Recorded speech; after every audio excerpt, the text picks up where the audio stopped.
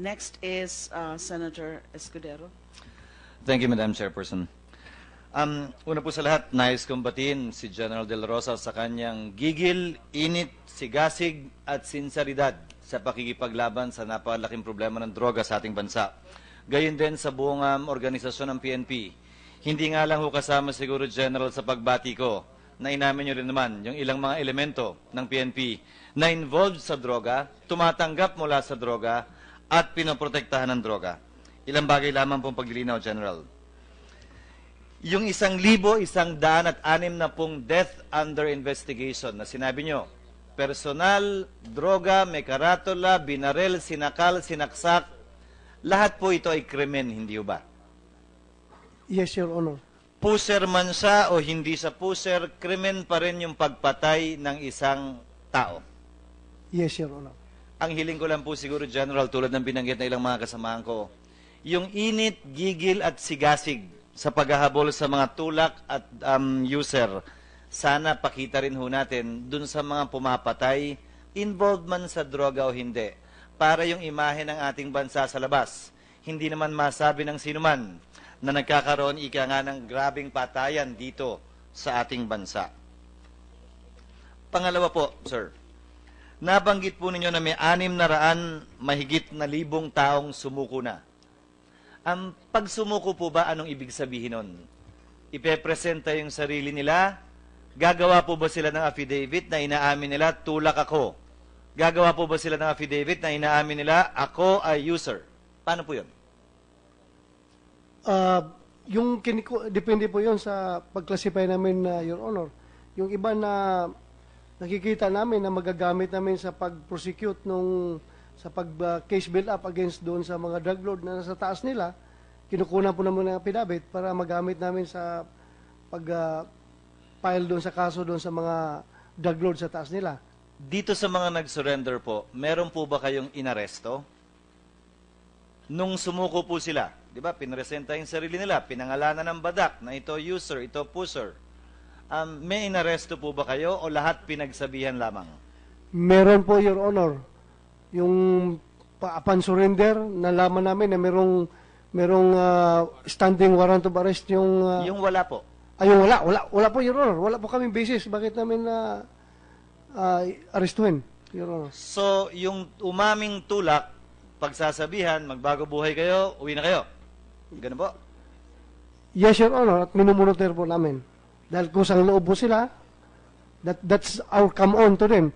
Kung mag-surrender po kayo, hindi namin kayo kakasuhan, basta mag-promise kayo na magbagong buhay. Ganun po ang aming sinasabi sa kanila. Magandang polisiya po, General, pero legally, pwede po bang magdeklara unilaterally ng amnesty ang PNP sa anumang krimen? Dahil krimen ang pagtutulak. Krimen ang paggamit ng droga. Pupunta po ako dun sa rehab later. Pero yung pag-amin lang siguro, wala silang abogado ron, kaya hindi pwedeng magamit yung extrajudicial confession. Pero kung umamin pa rin po sila hindi ba dapat i-process at sampahan ng karampatang kaso? Ganon po kabait ang PNP, Your Honor. Hindi po namin sila kinakasuhan. Kung otherwise, kung pinagkakasuhan namin sila, that will discourage other from surrendering. So pag umulit, doon na sila kakasuhan at arrestin? Kaya po, Your Honor, meron nang nag-surrender sa Tukhang, then the following day, nakita nyo na bulagta, napatay sa operations. Dahil po, ngayon nag-surrender, kinabukasan, umulit, nagtutulak na uli. Paano naman po yung user? Sa ilalim po ng batas, ang user dapat i-rehab. Kung kaya i-rehab, Your Honor, pinaparehab natin, pero yung kulang talaga tayo, Your Honor. Alam ko pong kulang, maaari bang isumite niyo po sa aming komite, tama-tama magbabudget deliberations po kami. Ano po ba ang kailangan mga facilities sa rehab sa buong bansa? Kada probinsya ba? Kaya na bang kada rehiyon? Kada munisipyo ba? Kada syudad ba? At magkano po ba ang kailangan para magkaroon ng rehabilitation center para po sa lahat ng mga ito? Pakisumite na lang po sa amin. Yes, Your Honor. Maraming salamat, Your Honor. Yes, sir. Isa pa pong punto. Nabanggit ng ating kagalang-galang na Solicitor General na ipagtatanggol daw niya ang mga pulis kapag sila'y nakasuhan sa laban na ito sa droga. Ayon sa aming research, General, hindi po niya pwedeng gawin yun. Gustuhin man ng Solicitor General, nagkaroon na po ng desisyon ng Korte Suprema na hindi pwede mag-appear ang Solicitor General's Office sa isang criminal case laban sa maski na sinong opisyal ng gobyerno, pulis, sundalo, congressman, senador, mayor, o kahit na sino paman. Susundan ko po yung sinabi ni Senator Ejercito kanina. Ang remedy po ninyo sa ilalim ng PNP law ay magkaroon ng pribadong abogado o hindi man palakasin po natin yung DLS ninyo. Hiling ko po sana, isumitin niyo dun po sa amin, ano po ba ang kailangan ninyo para magkaroon ng mas malakas na DLS o Department of Legal Service? At ano po kung sakasakali ang kailangan ninyo para magkaroon ng sapat ding abogado? Dahil sa ilalim ng Section 56 ng PNP law, may kapangyarihan po kayo kumuha ng mga pribadong abogado. Siguro kulang lang ang pera, kaya yun po ang nais naming malaman para mapagtanggol yung ating mga pulis na nasangkot sa isang legitimate na operation at nagkataong kinasuhan po sila. Yes, Your Honor. Tamang-tama po yan, Your Honor, because right now we only have 95 legal officers catering to the 160,000 policemen or 190,000 including the civilian employees, the non-uniform personnel.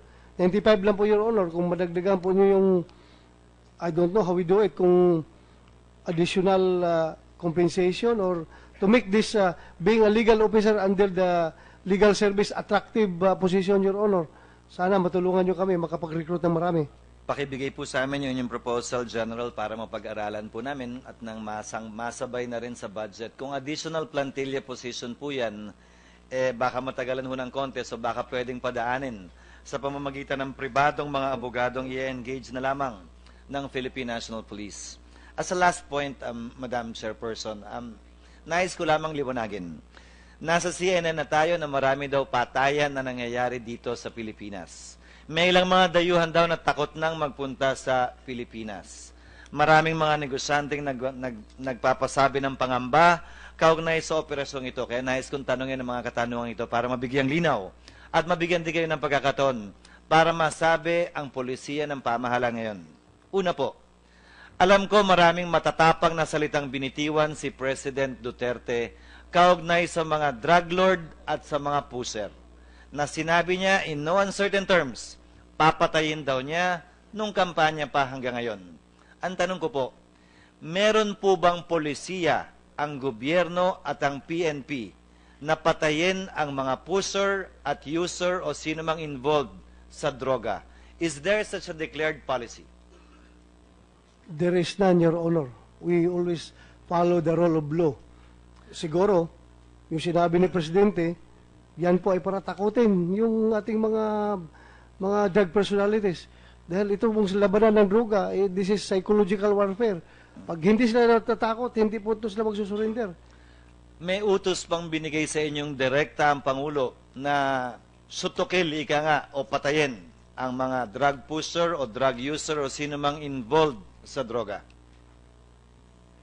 Yes, Your Honor, kung lumaban at ito'y... Kung lumaban. Kung lumaban at armado at nanganganib yung buhay mo, you have to defend yourself. While I'm on that point, pag sinabi mong shoot to kill order, sa pelikula ko lang ho naririnig yun eh. Sa PNP manual, there is no such thing as a shoot to kill order. Am I correct? Yes, Unless Your Honor. lumaban, di ba? Pero walang Unless shoot to kill. There's no such animal in the PNP manual. Rhetorics lang po yan, Your Honor, para takutin yung mga masasamang tao. Opo, so ang tanging pagkakataon na pwedeng pumatay o patayin ng Philippine National Police member ang sinumang sibilyan o kapwa nila pulis ay kung nalagay na sa panganib yung kanyang sariling buhay. In other words, in self-defense. Yes, Your Honor. One last point, General. I wanted to come from you directly. You've said it many times yesterday, but I want to hear it again if possible, not only for my own consumption, but also for our people. Tinotolerate nyo ba ang pagpatay ng sino mang involved sa droga ng inyong mga tauhan? No, Your Honor. Tinotolerate nyo ba or do you look the other way? Yung pagpatay na ginagawa ng sino mang grupo, vigilante man ang tawag o hindi, ng sino mang tao din na involved sa droga? No, Your Honor. In fact, we are investigating those cases, Your Honor. Thank you very much, General. Sa mga susunod na pagdinig ng Senado, Madam Chairman, kaugnay ng budget ng PNP, nais po namin makakuha ng updates kay General De La Rosa kaugnay sa death under investigation, kung ano na po yung naging estado ng kanilang investigasyon kaugnay sa mga pagkamatay na ito, upang hindi naman humabahira ng pangalan at reputasyon ng ating bansa kaugnay ng paglilinis natin ng sistema at lipunan laban sa ipinagbabawal na gamot. Maraming salamat po, Madam Chairman. Thank you, General. Thank you, Senator Cheese.